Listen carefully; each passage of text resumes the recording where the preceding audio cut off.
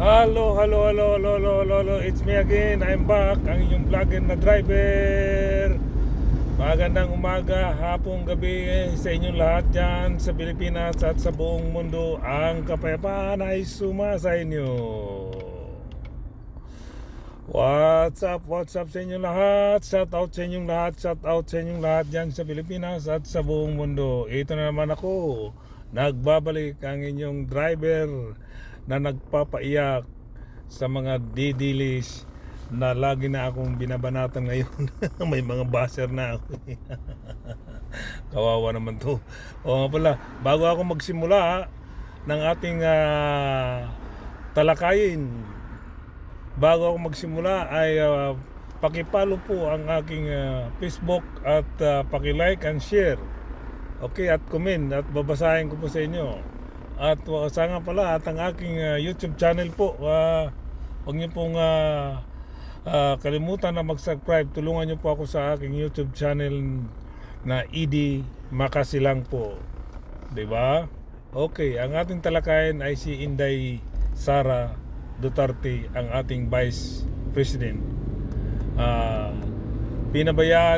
Napabayaan ni Tatay Digong si Inday Sara Duterte sa kanyang mga ginagawang mga mali, katulad ng pagnanakaw sa kaban ng bayan. Kaya siya lumaki ng ganun, kasi walang ginawa si Tatay Digong kundi tinitignan na lang niya, pinapabayaan na lang siya nung mayor pa siya, nakaw dito, nakaw doon. Yun talaga ang totoo. Ha? Bakit? Yun ang totoo eh. Pinalaki ni Tatay Digong na magnanakaw si Sara Duterte. Di ba? Yan ang totoo. Oh, sino bang hindi nagsasabi ng totoo? Totoo yan. Pinabayaan siya ni Tatay Digong niya eh. Ha? Sayang, pinabayaan siya ni Tatay Digong. Bahala ka na dyan. Anong gagawin? Pero mo ha? Mayor siya. Ha? Mayor siya. Tapos ang kanyang allowance sa pagka-mayor niya ay billion. Ha? Billion. Sino nagbibigay ng ganung halaga? Mayor lang, tapos may billion na. 'Di ba? Kaya pinalaki ni Tatay Digong na gano'n na lang eh. Kaya natutong magnakaw yung anak niya eh. Yun ang totoo. Real talk tayo. Real talk tayo. Napatunayan na sa sa Kongreso eh. 'Di ba? Sa Kongreso na lang. Yung 73 million. 73 million. Isang araw lang niya ginastos. Ayun ba hindi pangdarambong yun? Pangdarambong yun. Dahil nasanay siya sa panahon ng tatay niya. Pinabayaan siya. Kumbaga laki sa layaw. Pinabayaan siya. Yun ang totoo. Huwag kayong magalit sa aking mga didilis. Totoo talaga yan. Huwag kayong magalit. Pasensyahan na tayo. Real talk. Bakit? Saan siya kumukuha? Hindi siya nagnakaw. Palagay mo, sabihin na natin hindi siya nagnakaw, ay gumagawa naman ng illegal. Di ba? Illegal. Ay parang nagnakaw na rin. Di ba? Di ba? Parang nagnakaw na rin. Di ba? Grabe ang illegal diyan sa Davao nung time nila. Kasi control nila eh. Dynasty sila eh. Yan ang mga dynasty na magnanakaw. Di ba? Tignan mo naman yung kuya niya, si Pulong. Pinabayaan din ni tatay niya. Nakaw dito, nakaw doon. Si Mayor Basti, ganun din. Nakaw dito na. Pinabayaan sila ng tatay niya eh. Kaya lumaki ang mga ulo ng mga anak niya. 'Di ba? Ay, real talk tayo mga didilis. Pasensyahan na tayo. 'Yun ang totoo. 'Di ba? Sana wag na kayong kumandyan. Makikihalo-bilo sa mga Duterte kasi wala na yung mga Duterte, mga didilis. Wala na. Bagsak na talaga sila. Grabe ang mga kuwan nila. Ang mga ginagawa nilang kalukuhan nung time ng tatay nila. Hindi makapurmang tao sa kanila eh. Yung time ng tatay nila eh. At hindi rin makapurma yung mga tao sa inyo dahil siyempre powerful kayo nung time niyan eh. Hanggang ngayon nga powerful pa rin kayo sa Davao eh. Pero yung anak ni Pulong. Yung anak ni Pulong halos siya yung may-ari doon sa Davao sa 7-Eleven. 7-Eleven halos sa kanya lahat yun. Huwag niyo sabihin na Huwag niyo sabihin na saan siya kumuha ng pera. O, di ba? Kahit na 100 years ang mga Duterte nanungkulan dyan sa Davao, hindi kayang makuha yung bilyon, ha? Hindi kayang makuha yung bilyon. Ha? So, kung hindi man nagnakaw yung mga Duterte, ito naman sa mga illegal. Illegal gambling. Yun ang mga ginagawa ng mga Duterte. Kaya ko nasabing pinabayaan ni Duterte si Sara kasi laki sa layaw eh. 'Di ba? O 'di ba? Laki sa layaw eh. Biruin mo 'yan. Mayor ka lang eh yung pondo mo billion. 'Di ba? O 'di ba? O grabe. May subsidy siya na billion. Saan niya kukunin yung subsidy na billion? Binigay niya, 'di ba? Ganun kalupit. Kaya kasalanan din ng tatay nila, si Tatay Digong, na hindi niya kayang disiplinahin yung mga anak niya. O, di ba? Talagang ganun. Real talk tayo mga didilis. Magalit na kayo sa akin ng magalit. Wala akong pakialam sa inyo. O, kasi yun ang totoo. Yun ang totoo. Pinabayaan ni Tatay Digong ang mga anak niya, kaya ganun na lang. Nakaw dito, nakaw doon. Illegal gambling dito, illegal gambling doon. Drugs dito, drugs doon. Ano totoo? O, di ba? Doon na lang sa Kongreso eh. Grabe yung mga sinasabi ni Madriaga kay Sara. Yun ang totoo. Kasi hindi namang, walang binabasa si Madriaga eh. Walang nagtuturo sa kanya. O, di ba? Yung attorney niya, nasa tabi lang niya. Hindi na yung attorney ni Madriaga nasa tabi lang niya, hindi nagsasalita, pinabaya. So ibig sabihin, talagang nakalagay lahat sa utak ni Madriaga yung mga ginagawa nila ni Sara. O di ba? Kaya nagkamali kayo ng pag-aalaga nyo kay Madriaga. Si Madriaga rin ang tumuklaw sa inyo, sabi nga eh. Hindi nyo inalagaan ng maayos si Madriaga eh. Dapat inalagaan nyo para hindi tuklawin yung mga Duterte. Di ba? O pinabayaan nyo si Madriaga, o di binalikan kayo, mga Duterte kayo.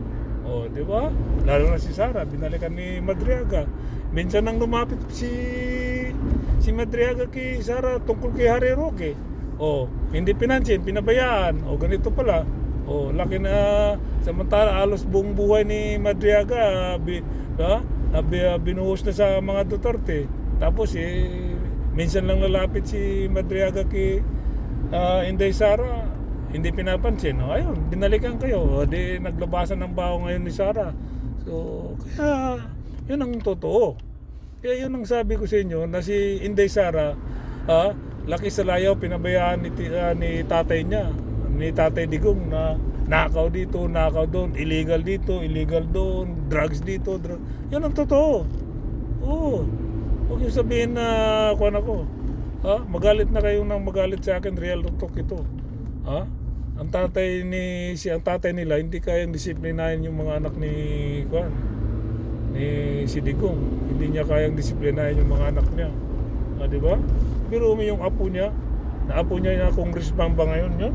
Pero mo siya may-ari na lahat ng 7-Eleven. Kingina. Saan kumukuha ng pera yun? Di ba?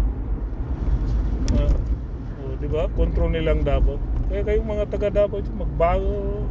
Itong darating na eleksyon, isa naman, palitan nyo na yung mga Duterte dyan. Hindi na ba kayo nagsasawa dyan? Naku, kawawa lang kayo. Ginagamit lang kayo. Walang bukang bibig nila, kundi ang mahirap na mamamayan. Mga buwang pala itong mga Duterte. Nung panahon pa yan, dekada na yan, si Jose Rizal na yan, maraming mahirap na Pilipino. Panahon pa na Jose Rizal, may mga mahirap na Pilipino. Hanggang ngayon. Di ba? Kaya real talk tayo. Si Sara, ang tatay niya, pinabayaan siya ni Tatay Digong. Kaya yun ang totoo. Kaya yan, natuto talaga magnakaw. Pero yung 73 million, hindi lang ilang araw, isang araw lang. Tapos yung 125 million, sabi ni Ramil Madriaga, ganun din. Isang araw lang din ang paggastos. Grabe, unbelievable. 'Di ba? Grabe ang nakaw talaga. Ngayon Gaya ngayon, nakukuhan sila, nababara sila ng administrasyon ni Bongbong Marcos, yung aming mahal na Pangulo. Nakukuhan sila, hindi sila makapurma sa mahal naming Pangulo. Kaya ganun na lang ang atake nila kay President Bongbong Marcos, ang aming mahal na Pangulo. Hindi naman nila kaya dahil maraming sumusuporta sa mahal naming Pangulo. Diba? Mas majority yung sumusuporta sa mahal naming Pangulo.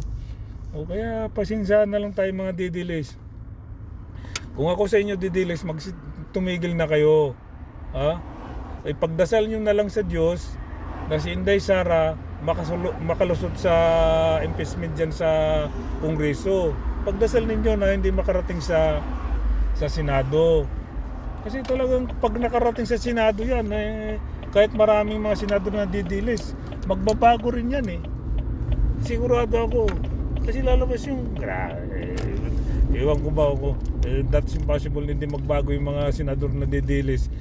Taong bayan na nanonood sa kanila. Di ba? At tatlo lang naman dyan na magpapakamatay na senador at apat pala na magpapakamatay dyan ng tunay na senador sa mga Duterte. Si Robin Padilla, si Amy Marcos, si Bato de la Rosa, at si Bongo. Yan. Kaya nilang dilaan yung puwit ng mga Duterte. Kaya yun ang totoo, mga didilis, mga busing, mga madam. Kaya ganun ang kwan. Tingnan mo ang pagpapalaki nila. Wala silang galang sa sarili. Hindi sa tao sa sarili nila. Wala silang galang. Kasi pag wala kang galang sa sarili, lahat na rin. In general na yun, pati kapwa mo tao, wala ka na rin galang. Di ba? Kaya kayo mga taga Davao dyan, gumising na kayo. Ulit-ulit na ilang mga tao nagsasabi dyan na gumising na kayo. Magpalit kayo ng bagong mukha dyan sa inyo sa Davao. Please lang, di ba?